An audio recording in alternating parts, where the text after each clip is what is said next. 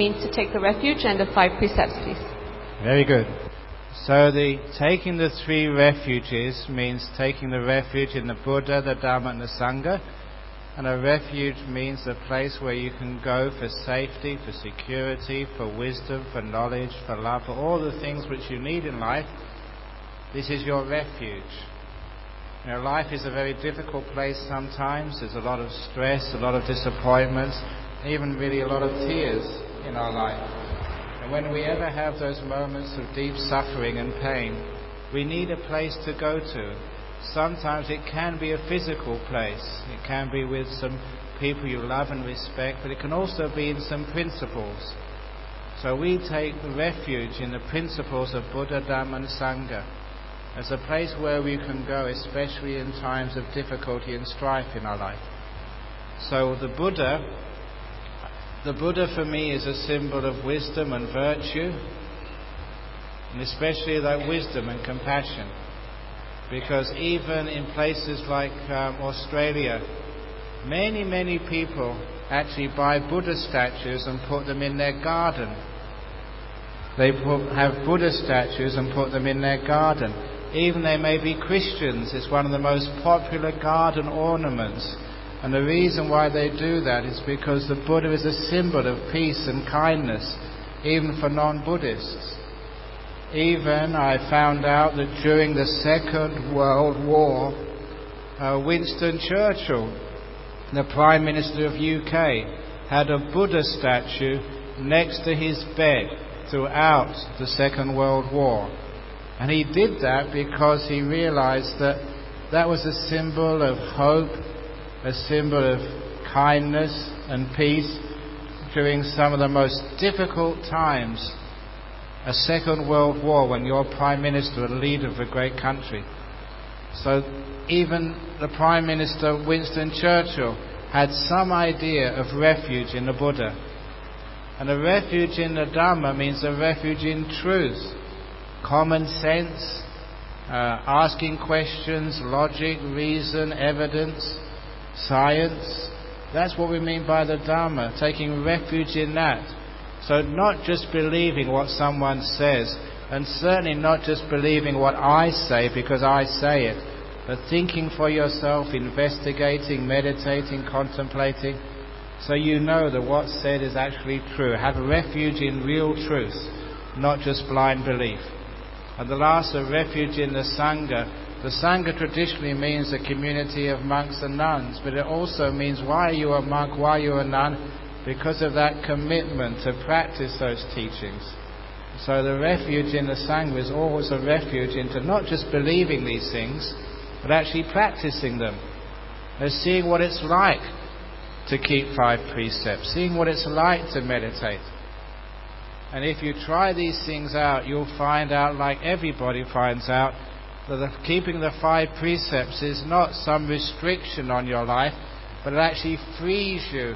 It brings trust to your life because you vow not to lie. And we value honesty so much in Buddhism that even if you make a mistake, you're honest, you open up and say, yes, I did make a mistake. Yes, I did sort of cheat on you. Yes, I did take the drugs. Be honest first of all, because once there's honesty, then there's an opportunity for doing something to solve the problems of our life. Yes, I am an addict. Yes, I am a gambler. Yes, I do these things. Be honest first of all. Because in Buddhism we don't have punishment, so you don't have to fear being honest. And especially with members of your family. Your husband, your wife, your kids, your parents. Please be honest to them. And in your family, please value honesty above everything else. And then your kids, your partner will never be afraid of letting you know what's going on. Even if it's something they're ashamed of, they know that you will understand. By being honest, we're saying, I've made a mistake, please help me. Honesty is important. And we have the precept of not indulging in alcohol or drugs. The reason is, number one, you don't need them to be happy. Am I a happy monk? I've never taken alcohol for about 40 years now. You don't need alcohol to have a good time. And in fact, you have a much, much better time without it. And these days, for me, I see people taking alcohol. They're really stupid. You don't need that. And sometimes people take so much, they lose total control, and they can sometimes even hit their wife. And they just don't know what they're doing. So you don't need alcohol. Especially you don't need these non-medicinal drugs. The medicinal drugs, if you're a diabetic, please take the insulin. Don't kill yourself. And if you've got a headache, take an aspirin. What it means is don't take marijuana, coke, ice, meow meow, all these other drugs which are around. Because they just, they give you a big high, but a big low afterwards. You don't need it to be happy. And, of course, we have the precept of not committing adultery. Which means if you're committed to someone, commit to them. Husband, wife. So if you keep the precepts, a wife doesn't have to mistrust you. She knows that she is the only woman in your life. No mistresses. You've got a mistress already. One mistress, your wife, and that's enough. One husband. Look, one husband is enough suffering. Why do you want 2 or 3 or 4? So you just commit just to one person. And that is an important social bond. I'm saying this because I know that sometimes, when people do commit adultery, it's not just your partner you hurt, your kids as well. And I've seen this. People who committed adultery, they feel so ashamed when their kids said, "Daddy, why did you do that?" I can't forgive you sometimes because you hurt Mummy. So also think of your children as well and never commit adultery. And then we have not stealing. It's wonderful that when we keep the precept of not stealing, then people actually trust us. It means you can leave your handbag around, you can leave money around. You don't have to keep worrying that someone's going to take it. It's so wonderful that you can be safe when you know that people won't steal and take what's not yours. And lastly, we don't kill. Don't kill animals, don't kill people. Even in my room, I'm very, very happy to have a friend sharing my room. A nice little cockroach. So I've befriended the little cockroach up in my room over there. So don't try and get him out. Belongs there. So I can live with a cockroach. It's a big room which I stay in up the top there. There's plenty of room for both of us. And hopefully that cockroach can have a family one day. We can have lots of little cockroaches in there to share the room with. So you don't need to keep killing all these beings, if at all possible. See if you can live with them, if at all possible. So we don't go around swatting mosquitoes and killing other beings, if at all possible.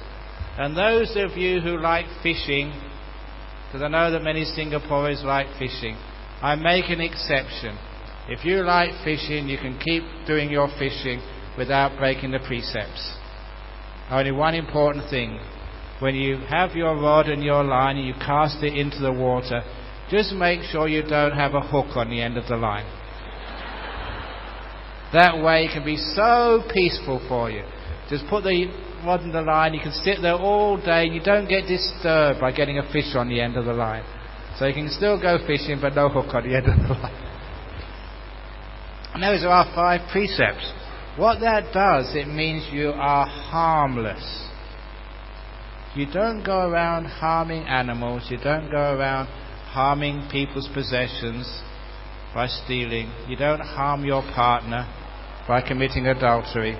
You don't harm your friends by lying. You don't harm yourself by taking alcohol and drugs. So you become someone who spreads fearlessness in this world. There's a lot of fear in this world. People walk on the streets at night and they don't know whether there's a thief waiting to steal your purse. There's a lot of fear when you commit to someone in a marriage. Is that person going to commit to me? Are they going to still love me after 5-10 years, or are they going to get a mistress? There's a lot of fear. And the idea of precepts is to take that fear out of life. So you can live happily at peace knowing the person you love is going to love you and commit to you. Knowing you can trust people, they won't steal. Knowing that you're not going to, there's not going to be so much violence in the world. So those 5 precepts are precepts which bring the lack of fear in the world, where people can trust one another and they don't need to feel afraid in each other's company, because they know these are people with precepts. So those are the 5 precepts and the 3 refuges. Do we do them in Pali or in English? Do them in English? In both. Let's do them in English, because English speaking. How many of you know Pali? Actually, most of you do. I'm quite surprised. Okay, we'll do them in both, in Pali and English. So I will do them in Pali first, and then I'll do them in English. Okay? Shall we start with 3 prostrations first? Yes, okay. Let's do 3 prostrations first. So you want to bow 3 times?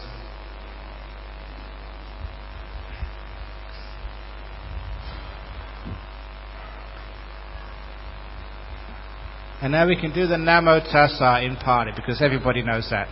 You can chant with me. Namo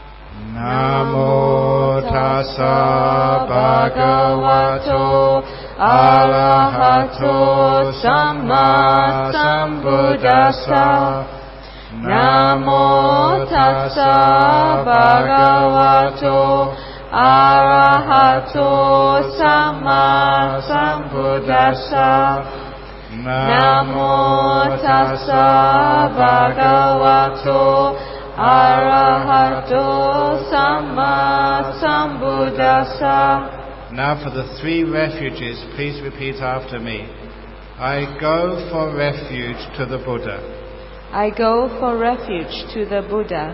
I go for refuge to the Dhamma. I go for refuge to the Dhamma. I go for refuge to the Sangha. I go for refuge to the Sangha. For the 2nd time, I go for refuge to the Buddha. For the 2nd time, I go for refuge to the Buddha. For the 2nd time, I go for refuge to the Dhamma. For the 2nd time, I go for refuge to the Dhamma. For the 2nd time, I go for refuge to the Sangha. For the 2nd time, I go for refuge to the Sangha. For the 3rd time, I go for refuge to the Buddha. For the 3rd time, I go for refuge to the Buddha. For the 3rd time, I go for refuge to the Dhamma. For the 3rd time, I go for refuge to the Dhamma. For the 3rd time, I go for refuge to the Sangha. For the 3rd time, I go for refuge to the Sangha. That completes the 3 refuges. I now chant them in Mandarin. No, I won't. Pali. In Pali, okay. Buddhang saranang gacchami. Buddhang saranang gacchami. Dhammang saranang gacchami. Dhammam saranang gacchami. Sanghang saranang gacchami. Sangham saranang gacchami. Dutiyampi buddhang saranang gacchami. Dutiyampi buddhang saranang gacchami. Dutiyampi dhammang saranang gacchami. Dutiyampi dhammam saranang gacchami. Dutiyampi sanghang saranang gacchami. Dutiyampi sangham saranang gacchami. Tatiyampi buddhang saranang gacchami. Tatiyampi buddhang saranang gacchami. Tatiyampi dhammang saranang gacchami. Tatiyampi dhammam saranang gacchami. Tatiyampi sanghang saranang gacchami. Tatiyampi sangham saranang gacchami. Tisaranagammanang paripunang. That means the 3 refuges are complete. So now we give the 5 precepts, in English first and then in Pali. I undertake the precept. I undertake the precept. To refrain. To refrain. From intentionally killing living beings. From intentionally killing living beings. I undertake the precept. I undertake the precept. To refrain. To refrain. From taking what is not given. From taking what's not given. I undertake the precept. I undertake the precept. To refrain. to refrain from adultery. from adultery. I undertake the precept I undertake the precept to refrain to refrain from deliberately lying. from deliberately lying. I undertake the precept I undertake the precept to refrain from consuming alcohol consuming alcohol and non-medicinal drugs and medicinal drugs that might cloud my mind. that might harm my mind. And now in Pali. Panatipata, Panatipata, Veramani, Veramani, Sikapadang, Sikapadam, Samadhiyami, Samadhiyami, Adinadana, Adinadana, Veramani, Veramani, Sikapadang, Sikapadam, Samadhiyami, Samadhiyami, Kamesu, Kamesu, Michachara, Michachara, Veramani, Veramani, Sikapadang, Sikapadam, Samadhiyami, Samadhiyami, Musawada, Musavada, Veramani, Veramani, Sikapadang, Sikapadam, Samadhiyami, Samadhiyami, Sura, Sura, Meraya, Meraya, Majja, Maja, Pamada, Pamana, Tana, Tana, Veramani, Veramani, Sikapadang, Sikapadam, Samadhiyami. Samadhyami. That completes the 5 precepts. I will now give the 5 precept blessing. Imani pancha sikapadani silena sukating yanti silena bhoga sampada silena niputing yanti tasma silang visodaye. Sadhu, sadhu, sadhu. So those 3 refuges and 5 precepts become a very important part of your spiritual journey. From this moment on, you can legitimately call yourself a Buddhist who has gone for refuge to the Triple Gem. You may think this is just an ordinary ceremony, but spiritually, psychologically, it goes very deep inside of you. It's something you will remember, especially on your last moments when you die. It's something which is a great gift which is given to you, a very great psychic spiritual gift by the Buddha. You are walking in the footsteps of many hundreds of millions of people in the past through many lands who have taken this step to commit themselves to a Buddhist path of peace, compassion, truth and freedom. A path which actually does give the results, not just in this life but in future life. A path which you can check out for yourself whether it's true or not. You can ask any questions. And if you don't get a good answer, you can ask the question again. It is a path where you take responsibility for your progress, but with the help of all of your friends, what we call Kalyana Mitra, or noble friends, including the monks and nuns who come here, which make you a part of a great big community, a kind, loving, accepting community, where we don't encourage anger or guilt or criticism, except positive feedback. It's a path of great psychological and spiritual beauty and progress. And I wish you all a lot of happiness, peace, freedom and peace in this path. May your minds glow with the Dhamma. May your hearts be free, kind and loving. Thank you. Sadhu, sadhu, sadhu. Thank you very much, Ajahn Brahm, on behalf of everyone here. Thank you. Very good. Okay, so we'd like to invite you for Dana.